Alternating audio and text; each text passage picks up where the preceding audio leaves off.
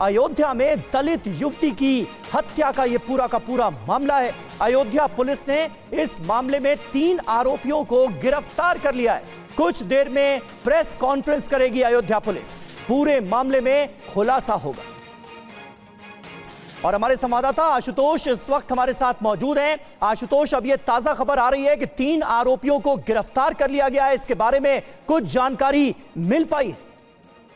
देखिए, अयोध्या पुलिस के जो कप्तान हैं राजकरण नायर जी, उन्होंने अभी प्रेस कॉन्फ्रेंस किया है और उन्होंने बताया है कि जो 3 आरोपी हैं इस घटना को जिन्होंने कारित किया है उनको गिरफ्तार कर लिया गया है। विधिक कार्रवाई की जा रही है। तीनों अलग अलग समाज से आते हैं और उन्होंने ये बताया है कि आगे जो विधिक कार्रवाई है वो की जा रही है, साक्ष्यों का संकलन किया जा रहा है। और ये भी बताया गया है कि अभी बहुत कुछ इस पे बोलने से उन्होंने मना किया है प्रेस कॉन्फ्रेंस में भी, लेकिन घटना का मोटिव क्या था, किस लिए उसकी हत्या की गई, इस बात की पुष्टि उन्होंने नहीं की है। यहाँ तक कि उनसे जब पूछा गया कि क्या दुष्कर्म हुआ है बालिका के साथ, तो उन्होंने इसको भी अभी खुल के बताया नहीं है पूरी बात। तो अभी बहरहाल प्रेस कॉन्फ्रेंस चल रही है एसएसपी की, कुछ देर में बहुत सारी बातें बाहर निकल के आएंगी। ठीक है, नजर रखिएगा आप आशुतोष, आपसे आगे भी जानकारी लेंगे। अयोध्या पुलिस ने फिलहाल प्रेस कॉन्फ्रेंस में यह बताया है कि 3 आरोपियों को इस मामले में गिरफ्तार किया गया है। घटना की जो वारदात की जो और डिटेल्स हैं वो थोड़ी देर में शेयर की जाएंगी। अयोध्या में दलित लड़की की हत्या पर सियासत भी शुरू हो गई। हत्या को लेकर विपक्ष का यूपी सरकार पर हमला, दलित बेटी के साथ अमानवीय व्यवहार हुआ। अखिलेश यादव ने कहा पुलिस सचेत होती तो लड़की की जान बच सकती थी। यूपी में दलितों की चीख सुनने वाला कोई नहीं है, यह कहा है प्रियंका गांधी ने। तो देखिए, इस बीच अयोध्या पुलिस ने 3 आरोपियों को गिरफ्तार किया है, उनसे पूछताछ जारी है और जो ऑपोजिशन है वो सरकार पर हमला बोलता हुआ नजर आ रहा है। कांग्रेस और समाजवादी पार्टी ने यूपी की कानून व्यवस्था पर सवाल उठाए हैं। अब आपको समाजवादी पार्टी की सांसद डिंपल यादव और यूपी बीएसपी अध्यक्ष विश्वनाथ पाल का इस हत्याकांड पर क्या कहना है, ये दिखाते हैं। बहुत ही दुखद घटना घटी है जो हमारी दलित बेटी के साथ वहाँ घटी है। हम चाहते हैं पूरा न्याय उसको मिले और जिस तरीके से जिंदगी को अंजाम दिया गया है, कहीं ना कहीं पूरे प्रशासन पे भी प्रश्न उठाता है। शासन प्रशासन की मेरी मांग है कि परिवार को न्याय दे और विस्तृत जांच करके उनको जो मुलजिम उनको सजा मिलनी चाहिए और परिवार को आर्थिक सहायता सरकार की तरफ से मिलनी चाहिए। और इस बीच प्रेस कॉन्फ्रेंस में भावुक हो गए अयोध्या के समाजवादी पार्टी सांसद अवधेश प्रसाद। एसपी सांसद अवधेश प्रसाद ने कहा कि अगर बिटिया को न्याय नहीं मिला तो वो लोकसभा की सदस्यता से इस्तीफा दे देंगे। हमें जाने दो दिल्ली, लोकसभा में जाने दो, मोदी के सामने हम बात रखेंगे। न्याय न मिला तो हम इस्तीफा दे देंगे, लोकसभा से हम इस्तीफा दे देंगे। हम बचाने में, हम बेटी की इज्जत बचाने में नाकामयाब हो रहे हैं। इतिहास क्या कहेगा? बारे में इतिहास सैकड़ों साल बाद क्या कहेगा? आप बहुत लड़ाई लड़े हैं मंत्री, कैसे बिटिया के साथ ये हो गया? आपने कितने लोगों को? और हमारे साथ इस मामले पर बात करने के लिए कुछ खास मेहमान मौजूद हैं। हमारे स्टूडियो में 2 वरिष्ठ पत्रकार मौजूद हैं। रामकृपाल सिंह जी हमारे साथ हैं, राजेश जोशी जी हमारे साथ मौजूद हैं, यूपी बीजेपी के प्रवक्ता प्रशांत पटेल हमारे साथ मौजूद हैं, समाजवादी पार्टी के प्रवक्ता धर्मेंद्र यादव हमारे साथ मौजूद हैं। सबसे पहले प्रशांत जी, मैं आपके पास आऊंगा। लगातार समाजवादी पार्टी की तरफ से, कांग्रेस पार्टी की तरफ से सवाल उठाए जा रहे हैं यूपी की कानून व्यवस्था को लेकर, क्योंकि अयोध्या में इस युवती के साथ जो बर्बरता की गई है, जो जघन्य हत्याकांड सामने आया है, दुष्कर्म हुआ या नहीं हुआ है, ये अभी पुलिस ने क्लियर नहीं किया, इसलिए हम उस पर नहीं जा रहे। लेकिन कानून व्यवस्था को लेकर जो सवाल उठाए जा रहे हैं उस पर आप क्या कहेंगे? अयोध्या के जो सांसद हैं अवधेश प्रसाद समाजवादी पार्टी के, वो तो रोने लगे बाकायदा कि लड़की के साथ नाइंसाफी हो रही है, इंसाफ मिल नहीं रहा है। देखिए, जो भी अयोध्या में घटना हुई बहुत दुर्भाग्यपूर्ण है, जघन्य है। और जैसा आपके मीडिया के माध्यम से पता चला है कि 3 आरोपी पकड़े गए हैं। पुलिस का विस्तृत बयान आना बाकी है। लेकिन जो लोग इस तरह के आरोप लगा रहे हैं, अभी कुछ महीनों पहले भी अयोध्या में एक घटना हुई थी, उसमें समाजवादी पार्टी के नगर अध्यक्ष मोहित खान जो हैं वो अभी जेल में हैं। उनका एक नौकर राजू खान वो भी जेल में है। दोनों गैंगरेप के आरोपी पाए गए थे। उन पे चार्जशीट भी फाइल की जा रही है। आज तक समाजवादी पार्टी ने मोहित खान को अपनी पार्टी से नहीं निकाला है। ये लोग लगातार उस बालिका का चरित्र हरण करते रहे। ये लोग कहते रहे कि नहीं, बालिका का उसका संबंध था। उस नाबालिग बालिका पर ये लोग आरोप लगाते रहे। उसको संरक्षण ये लोग लगातार प्रदान करते रहे। भारतीय जनता पार्टी सरकार में अगर जहां कोई अपराध हुआ है, हम लोग जीरो टॉलरेंस की नीति के साथ किसी भी हम अपराधी को नहीं छोड़ेंगे, चाहे कोई भी व्यक्ति हो, चाहे किसी भी पार्टी से जुड़ा हो। और अवधेश प्रसाद जी के तो करीबी संबंध है मोहित खान से। उनके साथ फोटोग्राफ्स है, उनके साथ चुनाव प्रचार में उसने किया है। क्यों इनको पार्टी से नहीं निकालते? आज जो है, जब मिल्कीपुर चुनाव आया है तो अवधेश प्रसाद जी ये घड़ियाली आंसू बहा रहे हैं। क्यों अपने जो, और कल मुख्यमंत्री योगी आदित्यनाथ जी ने कह दिया है कि जो भी आरोपी पकड़े जाएंगे, देखिएगा उनका कहीं समाजवादी पार्टी से संबंध निकलेगा। उसके पहले नवाब सिंह यादव भी कन्नौज जो पकड़ा गया था, उसके भी समाजवादी जी, आप सारे पुराने मामलों का जिक्र कर रहे हैं, लेकिन नया मामला, जो ताजा मामला, बर्बर मामला सामने आया है, उसके बारे में कोई जवाब नहीं दे रहे हैं।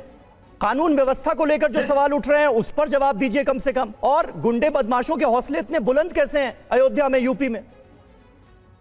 बिल्कुल, मैं कह रहा हूं कि जो घटना हुई बहुत दुर्भाग्यपूर्ण है, बहुत गलत है। किसी भी आरोपी को छोड़ा नहीं जाएगा। 3 आरोपी देखिए पकड़ लिए गए ना।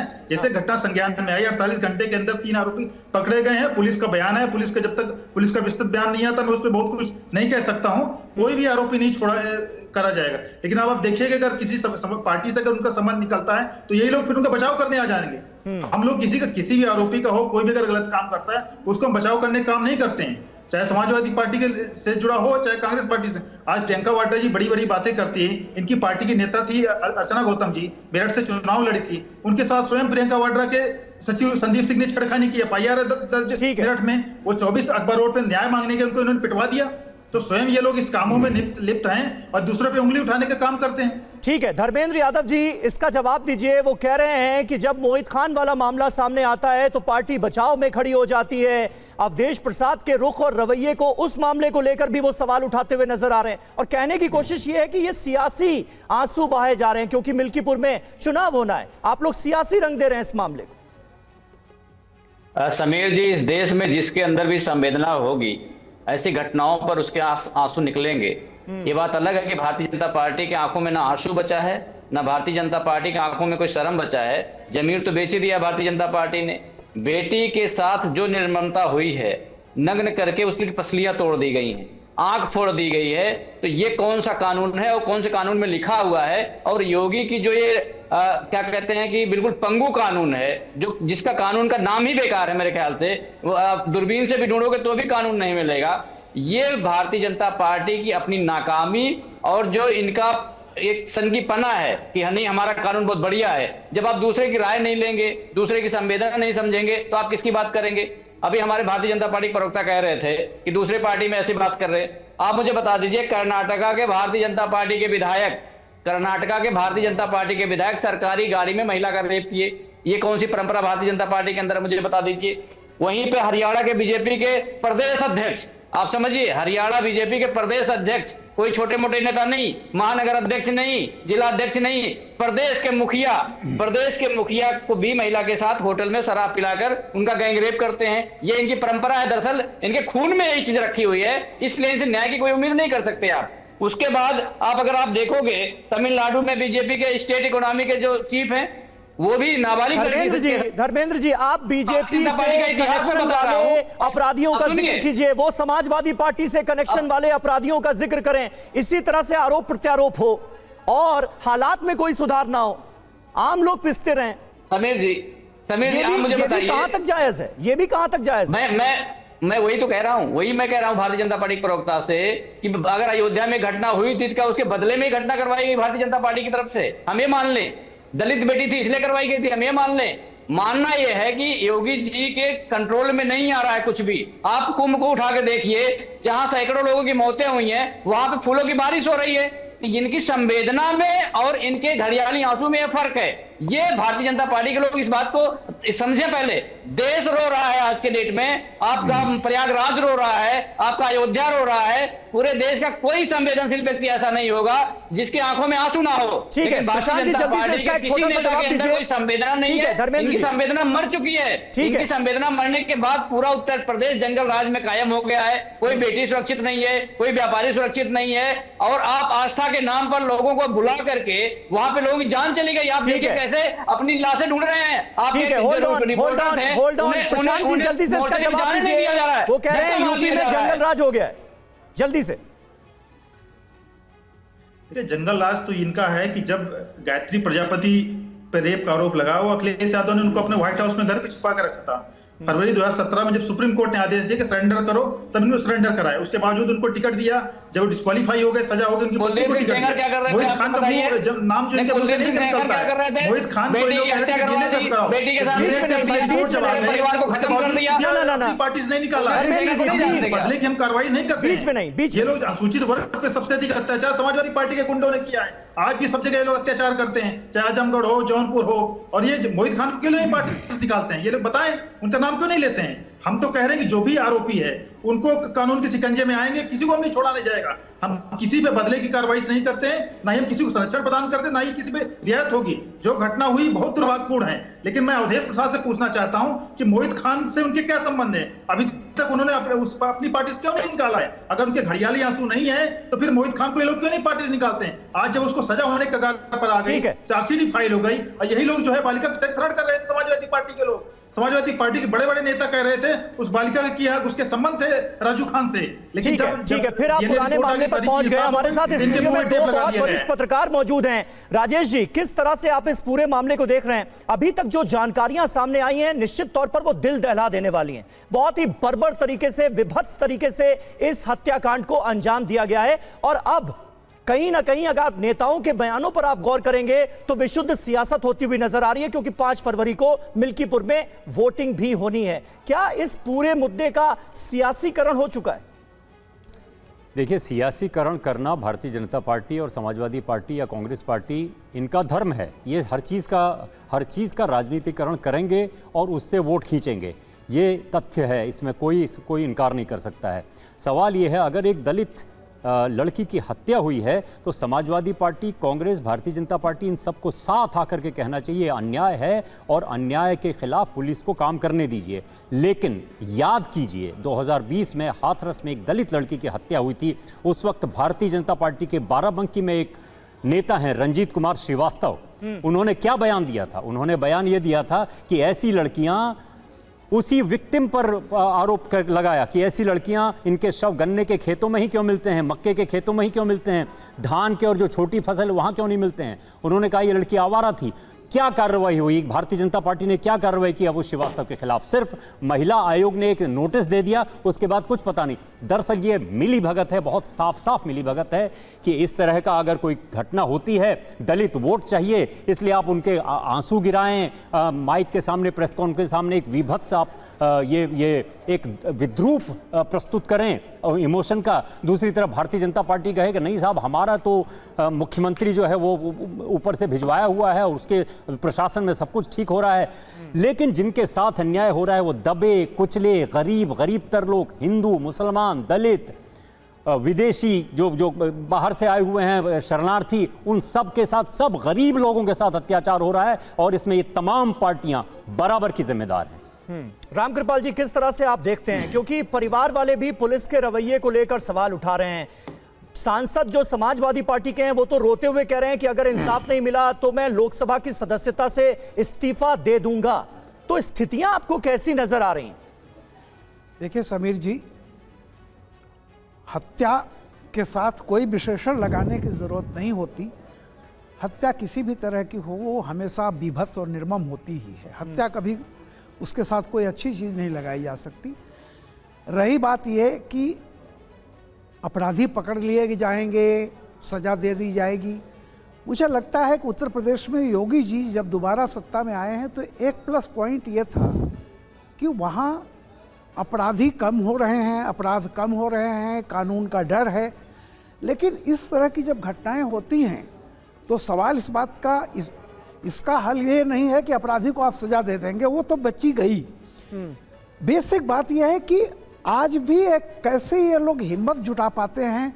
अगर कानून का डर होता, पुलिस का होता, तो जिस तरह का ये वारदात हुई है मैं समझता हूं नहीं होती। इसका मतलब है कि जो अपराधी प्रवृत्ति के लोग हैं उनमें कानून का डर या तो कम हो रहा है या इसको सरकार को देखना चाहिए ऐसा हो क्यों रहा है। रही बात दूसरी की, देखिए राजनीति की, तो परसों 5 तारीख है, परसों वोट पड़ेंगे। राजनीति का एक हमेशा ये है कि राजनीति में निर्दय होके जाया जाता है। अभी एक दूसरे प्रवक्ता सब कह रहे थे कि आप में संवेदनशीलता नहीं है, लेकिन मैं देख रहा हूं कि इन दोनों के लहजे में और आवाज में कहीं भी संवेदनशीलता नहीं दिखाई पड़ रही है। भले आपके एक सांसद रो रहे हों, कुछ भी हों, जी, ईमानदारी से ये होता है कि इसमें कोई राजनीति होगी। जैसा राजेश भाई ने कहा कि हमेशा इनका धर्म है राजनीति खोजना, तो मेरा ये कहना है कि कम से कम एकाध इस तरह की चीज़ों पर थोड़े समय के लिए राजनीति से ऊपर उठ करके आप लोग एक मत होकर कहिए कि हाँ, अपराधी को सजा दी जाए, लेकिन ये भी सुनिश्चित किया जाए कि इस तरह की घटनाएं हो ही ना, क्योंकि प्रिवेंशन सबसे बड़ी चीज़ है। अगर कोई मारा जाता है क्या फ़र्क पड़ता, उसकी जान चली गई, अपराधी को आप सजा दे देंगे, कल को पता नहीं छूटता है या आजीवन कारावास होता, जो भी हो। बिल्कुल समाज में ये होना चाहिए कि कानून का डर हो। और मैं समझता हूं कि जो योगी का यूएसपी रहा है यही जी, कि कानून व्यवस्था है। बिल्कुल, जब भी इस तरह की कोई बात आएगी तो उस पर सवालिया निशान उठेंगे। बिल्कुल, और कानून व्यवस्था पर सवाल उठेगा तो जवाब सरकार में मौजूद पार्टी को ही देना होगा। प्रशांत जी, इसलिए जिम्मेदारी आप लोगों की ज्यादा बनती है। लेकिन यहां पर संवेदनशीलता की कमी का जिक्र हो रहा है। दूसरा, कानून व्यवस्था, मतलब एक होता है ना सरकार का इकबाल, कानून का डर, उसकी कमी अब साफ नजर आ रही है क्या, जिसकी वजह से ऐसे गुंडे बदमाशों के हौसले बुलंद हो रहे हैं यूपी में? नहीं, बिल्कुल ऐसी कोई बात नहीं। हम लोग पूरी तरीके से संवेदनशील है। मैंने पहले ही ओपनिंग स्टेटमेंट कहा कि जो भी घटना हुई बहुत दुर्भाग्यपूर्ण है, इसका हमें दुख है। पुलिस लगातार कार्रवाई कर रही है। 48 घंटे के अंदर 3 आरोपी पकड़े गए। पुलिस बाकी बाद में तफ्तीश करेगी, उस पर तो हम लोग जज बन नहीं सकते। कैसे क्या हुआ आपने ही आपके चैनल पे मैंने देखा कि पुलिस ने बोला कि डिटेल में करेंगे जी, उसके बाद ही हम पूरी बात कर पाएंगे। जैसे आदरणीय जोशी जी ने हाथरस कांड की बात की थी 2020 की, उसका कोर्ट का निर्णय आ गया, शायद आपको जानकारी नहीं होगी। उसमें 4 में से 3 लड़के बाइज्जत बरी हो गए थे। कोर्ट का निर्णय है, उसमें कोई रेप की घटना नहीं हुई है। एक लड़के को के बारे में बात कीजिए, खाली गैर इरादतन हत्या में सजा हुई है। लड़की की जो मृत्यु हुई थी 8 दिन बाद हुई थी, उस समय भी सारे लोगों ने शोर मचाया गया। तो उस पर भी हमें संवेदनशील होना चाहिए घटनाओं के बारे में, कि कोई भी मीडिया के आधार पर किसी को आप दोषी मत ठहरा दीजिए। आप वेट करिए, इसीलिए कह रहा हूं कि आप वेट करिए। हम इस पर ये जो घटना है आज वाली घटना बहुत दुर्भाग्यपूर्ण है। बीजेपी के नेता रंजीत श्रीवास्तव की बात कीजिए। हम ना ही किसी भी लड़की का चरित्र हनन कर रहे हैं, ना ही हम किसी के उस पर किसी आरोप लगा रहे हैं। राजेश जी कुछ कह रहे हैं, की बात आती है, समाजवादी पार्टी के लोग कुछ नहीं बोलते। राजेश जी कुछ कह रहे हैं आपसे। राजेश जी, मैं आपसे मेरी गुजारिश आपसे ये है कि वो ठीक है, अदालत ने 4 जो अभियुक्त थे उनमें से छोड़ दिया है, उस पर कोई टिप्पणी नहीं करते हैं। लेकिन आपकी पार्टी के नेता बाराबंकी के रंजीत श्रीवास्तव ने जो बयान दिया, उनके खिलाफ आपकी पार्टी ने क्या कार्रवाई की, ये मुझे जानकारी दीजिए। हो सकता है मुझे जानकारी ना हो। ऐसे तत्वों के खिलाफ आपकी पार्टी क्या कार्रवाई करती है? और यही सवाल मेरा समाजवादी पार्टी से भी है, यही सवाल कांग्रेस पार्टी से भी है। आपके नेता जब अपराध करते हैं तो आप उनके खिलाफ क्या कार्रवाई करते हैं? क्या कोई कार्रवाई की गई श्रीवास्तव के खिलाफ? हमारी पार्टी जीरो टॉलरेंस की नीति पे चलती है। अगर हमारी पार्टी का भी कोई व्यक्ति गलत काम करता है, सबसे पहले हम लोग उस पर कार्रवाई करते हैं। क्या कार्रवाई हुई श्रीवास्तव के बारे में? श्रीवास्तव के बारे में क्या कार्रवाई पर भी उठेगा कि जब आप किसी पे गलत आरोप लगाए, 4 साल तक जो हाथरस के लड़कों को वो एक अलग नहीं, आप फिर से 3 लड़कों का जीवन बर्बाद हो गया। क्या आपने माफी मांगी? मुद्दे से भटका रहे हैं। नहीं, वहां पे कोहरा मचाया, लड़की का चरित्र मुद्दे से भटका रहे हैं। जल्दी से रंजीत श्रीवास्तव के बारे में जवाब दीजिए। चाहिए सरकार से आप लोगों की डिमांड क्या है? धर्मेंद्र जी जल्दी। रंजीत कुमार श्रीवास्तव के खिलाफ क्या कार्रवाई हुई? इतना घटिया बयान उन्होंने दिया आपकी पार्टी ने, क्या कार्रवाई की उनके बारे में? आप लोग सही सवाल पे ना फंस जाते हैं तो आप जवाब नहीं देते। धर्मेंद्र जी जल्दी से 10 सेकंड। इतिहास उठा के अगर आप देखोगे, पार्टी से नहीं निकाला गया, इतिहास उठा के देखोगे कि जब दिल्ली का चुनाव होता है तो राम रहीम को बरी कर दिया जाता है। मोहित खान को आज तक आपने चलिए बहुत बहुत शुक्रिया।